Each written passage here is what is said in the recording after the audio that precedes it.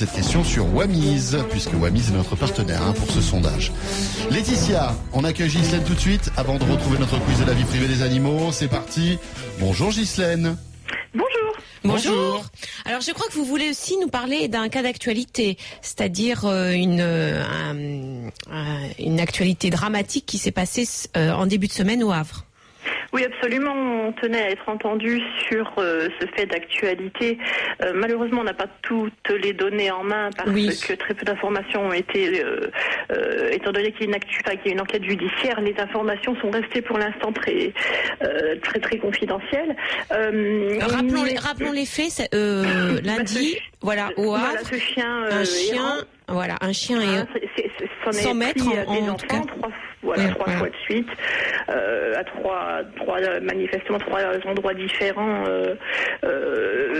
Donc c'est pas un comportement normal. Quelle que soit la race, je ne veux absolument pas parler de chiens plus dangereux qu'un autre. Malheureusement, ces chiens sont soumis à une législation très stricte. Oui, on a parlé de pitbull. Oui, après, c'est très flou. C'est très flou parce que pitbull, on nous a parlé d'American Staff, on nous parle de chiens croisés, décatégorisés. Ensuite, on ne sait pas trop au final. On a vraiment très peu d'éléments en main, et c'est pour ça qu'on va essayer de ne pas trop parler de chiens dangereux. Mais effectivement, s'il s'agissait réellement d'un pitbull ou d'un American Staff, il ne devait pas être errant. Malgré tout, ça peut arriver qu'un chien échappe à la vigilance de son maître. Mais ceci dit, ça n'excuse pas le comportement proprement dit du chien. Et on tire la sonnette d'alarme, nous, au bout de 20 ans, parce que ça fait 20 ans qu'on fait de la protection animalière. On en a un petit peu marre d'être toujours au point de départ. On ne nous entend pas, on est entendu, on est écouté mais pas entendu. On a été reçus au Sénat, à l'Assemblée nationale pour le passage des lois de 1999 concernant les chiens potentiellement dangereux. On a travaillé avec le professeur Michaud qui était entièrement d'accord avec nous. Pourquoi, bon sang, ne pas prendre les mêmes dispositions que dans les pays européens qui nous entourent, notamment la Suisse, des heures d'éducation obligatoires avant de posséder ce type de chien. D'accord, donc là c'est ce que vous préconisez, Ghislaine. Voilà, parce que vous êtes, alors pour vous présenter, vous êtes une association, c'est l'association Amstaff France, c'est ça? Action Amstaff France, oui. Voilà, alors l'Amstaff, c'est l'American Staffordshire Terrier, qui est concerné par cette loi de chiens catégorisés, c'est-à-dire que si on rappelle quand même la loi, le législateur a catégorisé deux types de chiens, des types de chiens de première catégorie qu'on appelle pitbull ou chiens d'attaque, des types de chiens de deuxième catégorie qui inclut justement cette race. Voilà. Les chiens de garde et de défense. Oui, voilà. Et puis aussi le Rottweiler. Voilà. Et donc vous êtes vous possédez ces chiens-là, je suppose. Ah oui, absolument. Mais Ghislaine, qu'est-ce que vous voulez dire? Vous voulez dire par là que à partir du moment où on devient propriétaire de ce chien-là, il faut une formation entre guillemets, c'est ça? Alors légalement, les renforcements des lois de 2008, demandent une journée de formation du maître, mais bon, 7 heures de formation, grand Dieu, pour posséder un chien pendant 13-14 ans, c'est pas grand-chose. Est-ce qu'elle est obligatoire, cette formation? Cette formation est obligatoire. Oui, c'est un permis de détention. Pour obtenir son permis de détention et une évaluation du comportement du chien entre 8 et 12 mois. Voilà. Ça, c'était déjà un grand pas dans l'humanité, c'est très bien. Maintenant, tout cela reste très aléatoire. Parce que le contexte fait que ça se passe dans le cabinet vétérinaire, une évaluation du comportement faite en une demi-heure ne va pas révéler la vie du chien et les accidents bien souvent arrivent dans un contexte bien particulier. Donc on a bon titiller le chien, jouer avec, lui tirer la babine, s'il va pas attaquer le vétérinaire. Et d'ailleurs à l'heure actuelle, aucun vétérinaire ne s'est fait attaquer pendant ses évaluations. Mais Ghislaine, le problème c'est juste, enfin pour moi, c'est qu'on stigmatise une race ou plusieurs races et que ça ne résout pas le problème puisque de toute façon, depuis qu'il y a cette loi, on a quand même des morsures et il y en aura toujours. On va dire que le problème ne sera jamais résolu du moment où les législateurs n'écoutent pas les professionnels du milieu canin.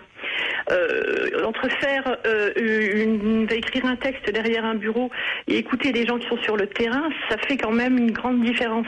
Entre la théorie et la pratique, voilà, on a quand même, nous, des expériences que l'on peut mettre à disposition, on a des choses à raconter. On est malheureusement, je vous dis, on est reçu pour dire on a reçu des gens, mais on n'est pas écouté. Quelle que soit la race, c'est pour ça que je ne voulais pas spécialement parler d'une race en particulier. Il y a énormément de morsures chaque année. Il suffit de contacter les services des urgences de chaque hôpital et vous verrez les résultats. L'American Staff est loin d'être le plus grand mordeur et le Pitbull aussi. Donc, effectivement, c'est toujours plus facile de stigmatiser une race parce que c'est très populaire. L'Amstaff fait vendre des journaux, fait écouter la radio. Ça fait partie des phénomènes un peu particuliers parce que les gens aiment le sensationnel. Enfin, cela dit, la radio vous permet de vous exprimer aussi, Ghislaine. Absolument, dans ce cas précis. Mais je suis très très média. Hein. Mais alors, les médias, je ne critique pas parce que je comprends le... Ghislaine, s'il vous plaît, pour qu'on comprenne bien, qu'est-ce que vous préconisez? Parce que on sait maintenant on sait ce qu'il y a. Qu'est-ce que vous aimeriez que la loi rajoute comme obligation? Enfin, qu'est-ce que vous préconisez? Que les législateurs pensent plutôt à faire de la prévention plutôt que comment dirais-je, toujours attendre que les accidents arrivent pour réagir. Pourquoi non? Les morsures à l'heure actuelle, c'est un vrai cas. C'est un vrai problème sur la France. Beaucoup d'enfants sont traumatisés à vie. Beaucoup de personnes sont handicapées suite à des morsures de chiens.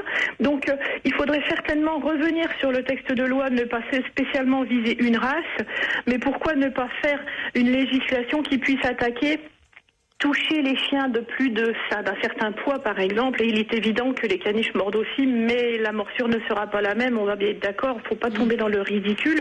Et donc je pense que plutôt que de faire de la répression, il faut faire de la prévention. Donc dans les pays européens qui nous entourent, c'est des heures d'éducation, c'est des demandes d'autorisation pour posséder certains chiens, c'est la stérilisation obligatoire pour tous ceux qui ne sont pas éleveurs. Et je pense qu'on arrive à une surpopulation canine qui engendre effectivement ces mathématiques de plus en plus d'accidents. D'accord. Le chien est devenu un peu trop un accessoire de consommation. On a tendance à négliger que c'est aussi un être vivant. Le Français type achète son chien, si ça lui plaît pas, on le jette, on en prend un autre. Ça devient un petit peu du n'importe quoi. D'accord. On sort des contextes des chiens qui mériteraient d'être... quand vous voyez des huskies qui vivent dans des studios à Marseille, c'est pas leur place. Non, mais voilà, Non, oui, voilà. Bon, là, vous soulevez plusieurs problèmes. Bon, juste une chose, les chiens n'augmentent pas. Il n'y a pas de surpopulation. Les chiens diminuent. La population canine diminue. Et c'est vrai que on peut aller voir du côté des Suisses où maintenant, si vous êtes nouveau propriétaire de chien, vous devez suivre une formation. C'est pas une formation, c'est ce qu'on devrait suivre tous si on n'a jamais eu de chien, c'est-à-dire des cours d'éducation, tout simplement, pour savoir. Pour n'importe quel chien. Pour n'importe quel chien. Mais si vous êtes nouveau propriétaire, c'est-à-dire si vous n'avez jamais eu de chien, bien sûr.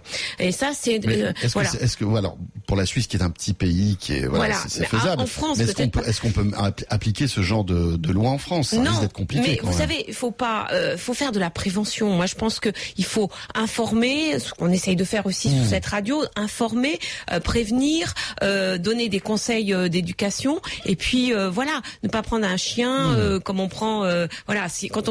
Quand on conduit une voiture, on a un permis, et c'est vrai que quand on prend un chien, on essaie de savoir comment l'éduquer, comment en prendre soin. Et c'est vrai que là, on sait pas ce qui s'est passé, on sait pas d'où vient ce chien, ce qui s'est passé vraiment. A priori, il a eu un comportement, ce qu'on appelle de prédateur envers les enfants, ce qui est quand même très très grave qui est assez rare chez le chien bien socialisé, bien sûr. Merci Ghislaine pour votre témoignage, en tout cas. 7h moins le quart, on revient dans un instant, Laetitia, avec Agnès et notre quiz de la vie privée des animaux sur RMC. À tout de suite.